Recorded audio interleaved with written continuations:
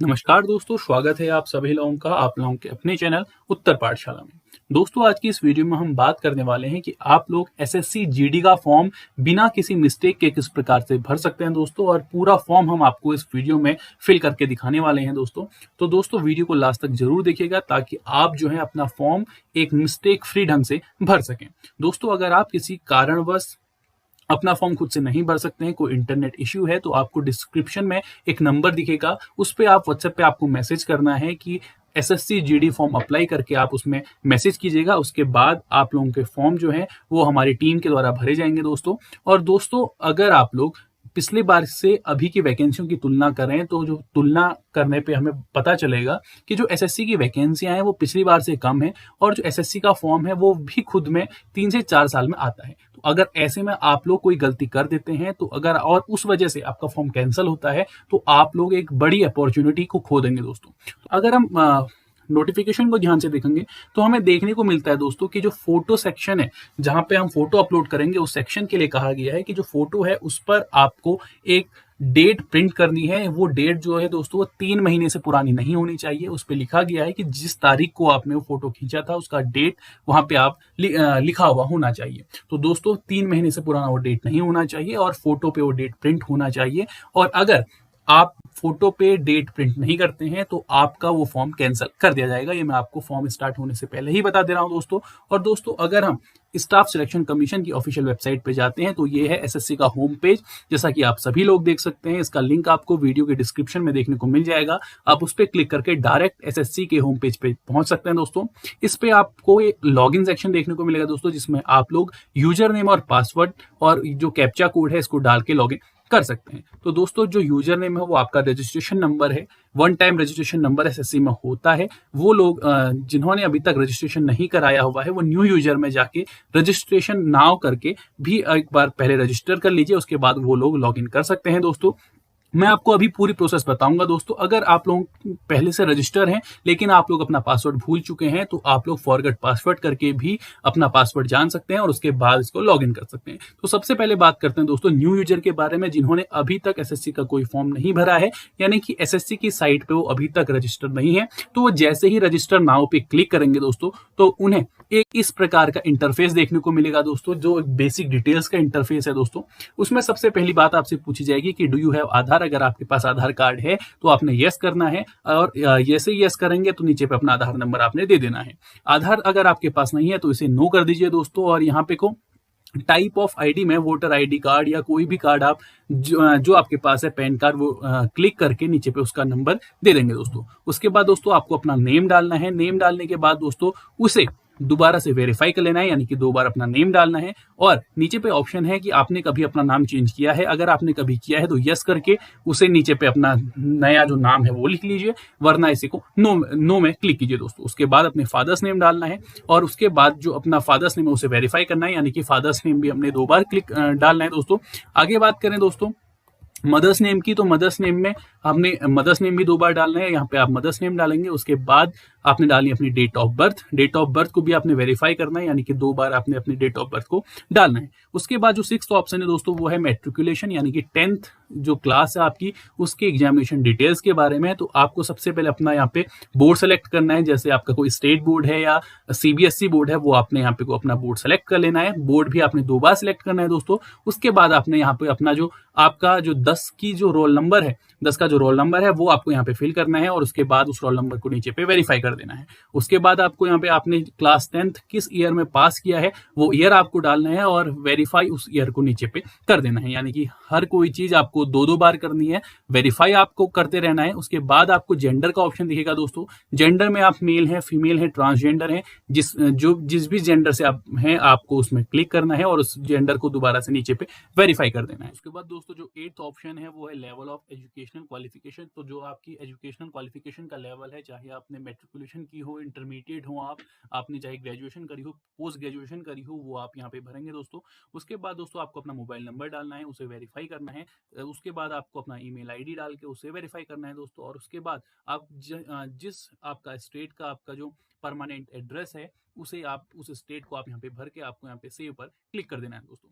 जैसे ही आप सेव पे क्लिक करेंगे दोस्तों आपको इस प्रकार का एक इंटरफेस देखने को मिलेगा, जिसमें आप लोगों को अपनी कैटेगरी डालनी है और उसके बाद कैटेगरी को वेरीफाई करना है। नेशनलिटी सिटीजन ऑफ इंडिया आप लोग होने ही चाहिए। नेशनलिटी पे आपको सिटीजन ऑफ इंडिया पे क्लिक करके यहाँ पे एक आइडेंटिफिकेशन मार्क्स डालना है दोस्तों, ताकि आपकी बॉडी में कोई भी आइडेंटिफिकेशन मार्क हो वो आप यहाँ पे लिख देंगे दोस्तों। उसके बाद दोस्तों अगर आप लोग कोई भी अगर आप में डिसेबिलिटी है तो आप उसको यस बोल करेंगे, अदरवाइज आप नो पे क्लिक करेंगे। अगर आपको इनमें से कोई भी अगर डिसेबिलिटी है तो आपको वो ऑप्शन आपको सेलेक्ट करना पड़ेगा दोस्तों। अगर आपके पास जो सर्टिफिकेट है डिसेबिलिटी का वो नंबर आपको यहाँ पे डालना पड़ेगा अगर आप हैं, अगर नहीं है तो ये ऑप्शन आपको देखने को नहीं मिलेंगे दोस्तों। आगे बात करें आपके परमानेंट एड्रेस की, यहाँ पे आपने अपने परमानेंट एड्रेस भर देना है दोस्तों। उसके बाद अपना स्टेट, अपना डिस्ट्रिक्ट और अपना पिन कोड डाल देना है दोस्तों। आपको ऑप्शन देखने को मिलता है दोस्तों, is present address same as permanent address. तो अगर आपका जो परमानेंट एड्रेस है वो प्रेजेंट एड्रेस ही है तो आप यस पे क्लिक करेंगे। अगर आपका परमानेंट एड्रेस अलग है और प्रेजेंट एड्रेस अलग है तो आप नो पे क्लिक करके यहाँ पे अपना प्रेजेंट एड्रेस फिल कर देंगे दोस्तों। अगर आप यहाँ पे को परमानेंट एड्रेस आपका सेम है, यस पे क्लिक करेंगे तो ऑटोमेटिक आपका भर जाएगा दोस्तों। आगे बात करें contact details for other nationals, अगर आप किसी अन्य देश से हैं तो आपको यहाँ पे को कॉन्टैक्ट डिटेल्स भी डालनी पड़ेंगे। उसके बाद दोस्तों आपको सेव एंड नेक्स्ट पे क्लिक करना है। जैसे ही आप सेव करके नेक्स्ट पे क्लिक करते हैं दोस्तों तो आपको एक डिक्लेरेशन देखने को मिलेगा दोस्तों। इस डिक्लेरेशन में आपने आई एग्री पे क्लिक करके अपना जो भी फॉर्म है उसे फाइनल सबमिशन के लिए डाल देना है। जैसे ही आप फाइनल सबमिशन में क्लिक करेंगे दोस्तों तो आपके पास फाइनल सबमिशन के बाद एक वेरीफाई के लिए आएगा, जिसमें आपका फोन नंबर और आपका जो ईमेल आईडी है वो लिखा होगा। आप उसको वेरीफाई करेंगे तो आपके पास एक ओटीपी आएगा दोस्तों। वो ओटीपी आपके मेल आईडी या फोन में आएगा, जिसपे भी पहले आए वो ओटीपी आप वहां पे फिल कर देंगे दोस्तों। जैसे ही आप ओटीपी फिल करेंगे तो आपके मेल आईडी पर एक रजिस्ट्रेशन आईडी और पासवर्ड आएगा दोस्तों, जिसकी मदद से आप एसएससी के जो साइट है, जो होम पेज है, उस पर आप लॉगिन करेंगे। तो जो रजिस्ट्रेशन आईडी और पासवर्ड आएगा उसे आप जो हमारा लॉगिन वाला पोर्टल था आप वहां पे को जाके आप वहां पे उससे लॉगिन करेंगे। अब बात करते हैं दोस्तों कि जिन्होंने पहले से रजिस्ट्रेशन कराया हुआ है वो लोग किस प्रकार से इस फॉर्म को भर सकते हैं, या न्यू रजिस्ट्रेशन वालों के पास भी अब यूजर आईडी है तो यूजर आईडी के बाद अब आगे का फॉर्म हमने किस प्रकार से भरना है उसके बारे में अब हम बात करते हैं। तो दोस्तों जो आपका यूजर नेम और पासवर्ड है जो आपके मेल आईडी में आपको मिला है आप उसको यहाँ पे फिल करेंगे, और जो एक कैप्चा कोड है उसको यहाँ पे एंटर करने के बाद जैसे ही लॉगिन करेंगे तो लॉगिन करने के बाद दोस्तों आपको एक इस प्रकार का इंटरफेस देखने को मिलेगा दोस्तों, जिसमें सबसे पहले आपका नेम और फादर्स नेम, मदर्स नेम, ये सभी चीजें जो आपने रजिस्ट्रेशन के टाइम पे भरी थी ऑटोमेटिक भरी हुई होंगी। तो इस पे आपको ज्यादा काम करने की जरूरत नहीं है दोस्तों। तो ये सभी चीजें भरी होंगी। उसके बाद सीधे आपको आ जाना है अपने 14th जो आपका नंबर 14 नंबर का जो आपका ऑप्शन है उस पे, इस पे अगर आप एक्स सर्विसमैन है तो इसमें यस करेंगे, अदरवाइज इसको नो करेंगे दोस्तों। उसके बाद जो अगला ऑप्शन आपको देखना है कि अगर आप पहले आर्मी में थे अभी आप एक्स सर्विसमैन है तो आपको उसकी डिटेल डालनी है, अगर आप नहीं है तो ये सभी चीज आपके लिए वैसे ही डिसेबल हो जाएगा। उसके बाद दोस्तों आपको have you already joined a civil post जो ऑप्शन है अगर आपने करी हुई है तो यस कीजिए और अदरवाइज नो कीजिए, ये ऑप्शन पहले ही डिसेबल हो चुका है हमारे लिए। उसके बाद दोस्तों आपने यहाँ पे को अगर आप एज रिलैक्सेशन वाले क्राइटेरिया में आते हैं तो यस करना है। मैं नहीं आता हूँ इसलिए हम इस ऑप्शन को नहीं कर रहे हैं। उसके बाद अगर आप आते हैं तो आपको यहाँ पे को अपना एज रिलैक्सेशन कोड डालना है। उसके बाद दोस्तों अगर आप की एनसीसी रही है तो आपको यहाँ पे अपनी एनसीसी की डिटेल देनी है। अगर आपकी एनसीसी रही थी तो आपने यस करना है, अदरवाइज नो करना है। अगर थी तो उसके बाद आपको यहाँ पे अपना एनसीसी की डिटेल डालनी है। जिनकी नहीं थी उनके लिए ऑप्शन डिसेबल हो जाएगा।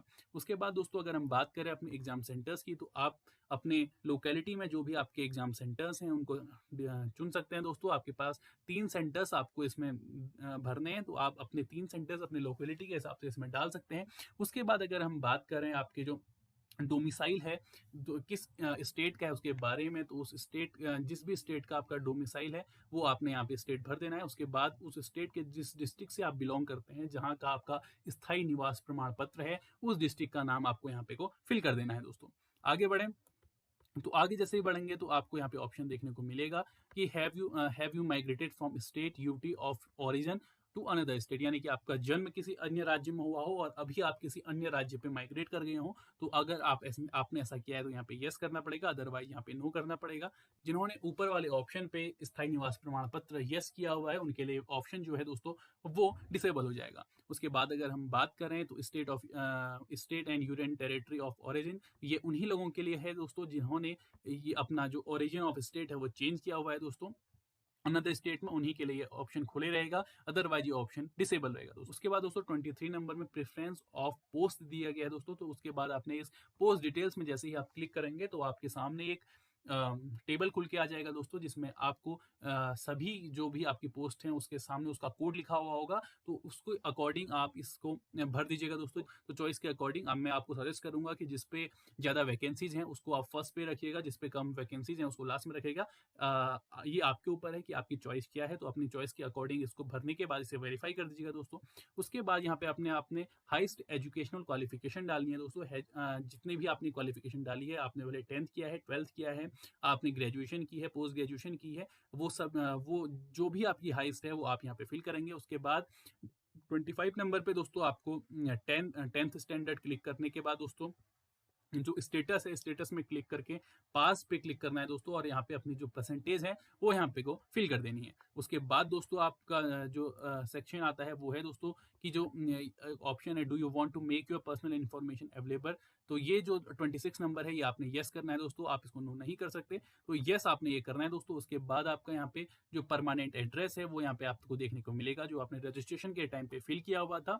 तो यहाँ पे को एड्रेस के लिए आपको ज्यादा मेहनत करने की जरूरत नहीं पड़ेगी दोस्तों। उसके बाद आपका जो सबसे इंपॉर्टेंट भाग आता है वो आता है दोस्तों फोटो और सिग्नेचर अपलोडिंग का। तो जैसा ही मैंने आपको बताया कि फोटो पे आपका जो डेट है वो प्रिंट होनी चाहिए, तो फोटो पे आपकी डेट प्रिंट होनी चाहिए दोस्तों। और जो फोटो का साइज है वो आपका होना चाहिए 20 KB से 50 KB के बीच में आपका साइज होना चाहिए। और दोस्तों जो आपका जो सिग्नेचर है उसका जो साइज की अगर हम बात करें तो वो 10 KB से 20 KB के बीच में होना चाहिए। तो दोस्तों जो फोटोग्राफ पे डेट जो है वो प्रिंट होनी चाहिए, वो बहुत ही जरूरी है। उसके बाद जो 29 ऑप्शन है वो उससे ही रिलेटेड है कि आपकी जो फोटो पे डेट प्रिंट है वही डेट आपने यहाँ पे को फिल करनी है। तो जो भी डेट आपके फोटोग्राफ पे होगी वही डेट आपको यहाँ पे फिल करनी है। उसके बाद जब 30 ऑप्शन आप देखेंगे तो यहाँ पे लिखा है कि जो आपकी फोटोग्राफ है उस पे जो डेट है वो प्रिंट की गई है या नहीं की गई है। तो आप इस पे यस करके आगे बढ़ जाएंगे दोस्तों। जैसे ही हम आगे बढ़ेंगे तो आपको डिक्लेरेशन देखने के लिए मिलेगा। तो डिक्लेरेशन में आई एग्री पे आपने क्लिक करना है दोस्तों, और एग्री पे क्लिक करने के बाद जो ये कैप्चा कोड आपको दिख रहा है वो इस बॉक्स में आपको फिल कर देना है। जैसे ही आप इसको क्लिक करेंगे और कैप्चा कोड को फिल करेंगे तो उसके बाद दोस्तों आपको यहाँ पे प्रीव्यू वाले ऑप्शन पे क्लिक करना है। प्रीव्यू करने के बाद आपको एक बार अपना पूरा फॉर्म एक बार फिर से देख लेना है, ताकि अगर कहीं पे कोई गलती हुई होगी तो आपको वहां पे को एडिट या मॉडिफाई उसको कर लेना है। अगर आपकी सभी चीजों आपने भरी हैं वो सब सही है तो आप उसमें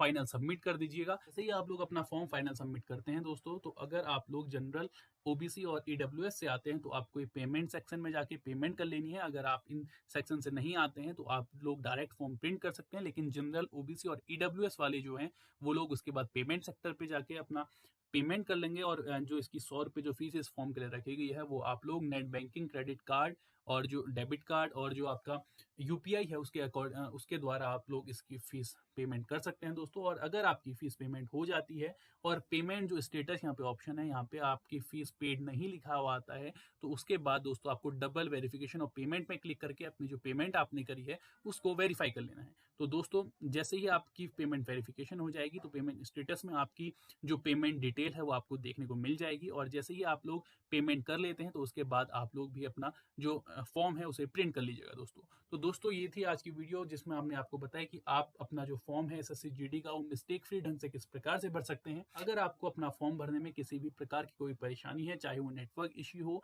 या आपके पास कोई साधन नहीं हो फॉर्म भरने के, तो वीडियो की डिस्क्रिप्शन में जो व्हाट्सएप नंबर दिया गया है आप उस पर क्लिक करके उस पर एक व्हाट्सएप मैसेज आपको भेजना है दोस्तों, जिसमें आपने लिखना है एसएससी जीडी फॉर्म अप्लाई, और उसके बाद हमारी टीम आपसे कांटेक्ट करेगी और उसके बाद आपका फॉर्म हमारे द्वारा भरा जाएगा दोस्तों। तो अगर आपको कोई भी परेशानी उसमें आती है तो आप लोग व्हाट्सएप के थ्रू हमसे जुड़ सकते हैं, और व्हाट्सएप पे आपको मैसेज करना है एसएससी जीडी फॉर्म अप्लाई करके आपको इसमें मैसेज करना है दोस्तों। तो दोस्तों आज के लिए वीडियो में बस इतना ही। अगर आपको वीडियो अच्छा लगा तो वीडियो को लाइक कीजिए, शेयर कीजिए और हमारे चैनल उत्तर पाठशाला को सब्सक्राइब कीजिएगा। Thank you. Next video.